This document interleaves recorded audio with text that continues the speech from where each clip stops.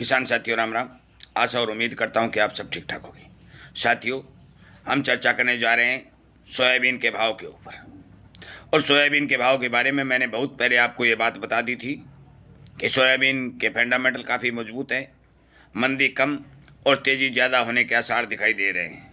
उसी क्रम में आज जो मेरे पास समाचार आए हैं वो समाचार मैं किसानों तक पहुंचाने का प्रयास कर रहा हूं। मुझे उम्मीद है कि आप वीडियो पूरा सुन करके आगे से आगे शेयर करके किसानों तक पहुंचाने का काम करेंगे।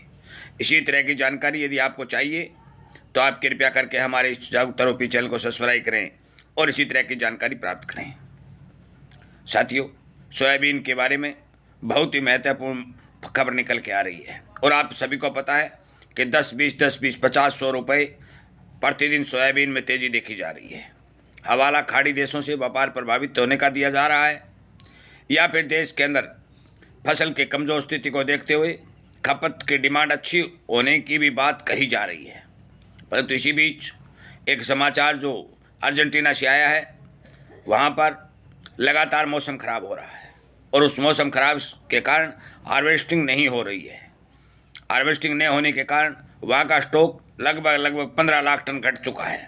सप्लाई बाधित होती दिखाई दे रही है, जिसके कारण भी भारत के अंदर फसल की कमजोरी के कारण सोयाबीन के भाव में लगातार स्पोर्ट बना हुआ है। दूसरी बात, अभी ताज़ा जो खबर निकल के आई है उसके हिसाब से नेपाल बॉर्डर को सील कर दिया गया है और नेपाल बॉर्डर को सील करना एक बहुत बड़ा महत्वपूर्ण कदम है। यदि बॉर्डर सील होती है और वहाँ पर जो वहाँ से आ रहा फ्री ड्यूटी आयातित तेल यदि प्रभावित होता है तो फिर मान के चलो कि खाद्य तेलों के अंदर तेज़ी प्रभावित होती हुई दिखाई देगी। पूरी दुनिया में आपकी जानकारी के लिए बता दूं कि खाद्य तेलों के भाव अच्छे सपोर्ट पर बने हुए हैं। किसी भी तरह की कमजोरी कहीं दिखाई नहीं दे रही है। मैं प्रत्येक खबर जो मेरे पास आ रही है किसानों तक पहुंचाने की कोशिश कर रहा हूं। आगे आने वाले समय में साथियों, मैं आपको स्पष्ट तौर पर यह बता देना चाहता हूं कि सरकार भाव को गिराने की भरपूर कोशिश करेगी, क्योंकि सरकार नहीं चाहती कि किसी प्रकार की महंगाई देश में बढ़े।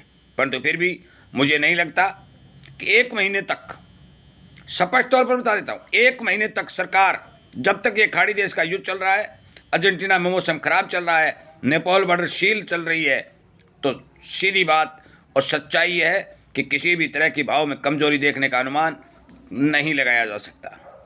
मैं मेरे सभी की प्रिय किसान साथियों, छोटे व्यापारियों से भी निवेदन करता हूँ कि आप भी इसी तरह की जानकारियों के ऊपर नज़र रखें। अपना माल बेचें या रखें, वो आपकी मर्जी है।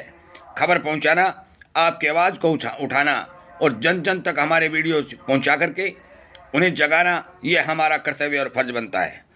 अभी अभी जो खाड़ी देशों के अंदर युद्ध चल रहा है, उस युद्ध का कोई ऐसा अनुमान नहीं लगाया जा सकता कि वो कितने दिन चलेगा।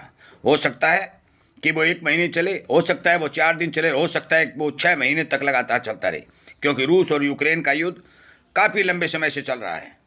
इस तरह की जो लड़ाई झगड़े होते हैं, ये लंबे समय तक चलने की आशंका ज़्यादा बनती है, और यदि आशंका ज़्यादा बनती है और ये लंबे समय तक चलते हैं तो फिर मान के चलो कि खाद्य तेलों के अंदर किसी भी प्रकार की मंदी को स्वीकार नहीं किया जा सकता। आगे आने वाला समय क्या रहेगा ये समय बताएगा, परंतु मौके पर सरसों की अराइवलें बाज़ार में बढ़ेंगी। बढ़ने से थोड़ा बहुत तेल की अराइवलें जो हैं, तेल की पूर्ति जो है होने की कोशिश होगी, परंतु इसी बीच जो विदेशों से व्यापार प्रभावित हो रहा है उसका बहुत बड़ा असर हमारे भारत में देखने को मिलेगा। अगली बात और बताऊं, डॉलर लगातार तेज होता जा रहा है। डॉलर तेज होगा, हमारे देश में आने वाला सोया तेल हो, चाहे रुई हो, चाहे कोई भी आइटम हो, वो तेज़ी के साथ भारत में पहुंचेगा, और तेज़ी के साथ पहुंचेगा तो उनके दाम लगातार बढ़ते रहेंगे। डॉलर का बढ़ना और रुपए का घटना, ये मान के चलो कि सबसे बड़ा संकेत ऐसा है कि मंदी कहीं दिखाई नहीं देगी। मैं ये नहीं कह सकता कि इतना भारी भरकम भाव बढ़ जाएगा, क्योंकि अभी कोई ऐसा स्टेटमेंट दिखाई नहीं दे रहा है कि भारी भरकम भाव में आग लग जाएंगी। परंतु ये बात स्पष्ट हो चुकी है कि आगे आने वाले समय में जब तक डॉलर में मजबूती रहेगी, खाड़ी देशों में युद्ध चलता रहेगा, विदेशों में खाद्य तेलों में तेजी रहेगी, तब तक भाव को लगातार मजबूती मिलती रहेगी। ये बात मैं विश्वास के साथ कहता हूँ। इन्हीं बातों के साथ मैं इस वीडियो को विराम देता हूँ। उम्मीद करता हूँ कि ये जानकारी आपको ठीक पसंद आ रही होंगी, आप शेयर भी कर रहे होंगे और हमारे साथ इसी तरह की जानकारी पाने के लिए जुड़ भी रहे होंगे। आपका बहुत बहुत धन्यवाद।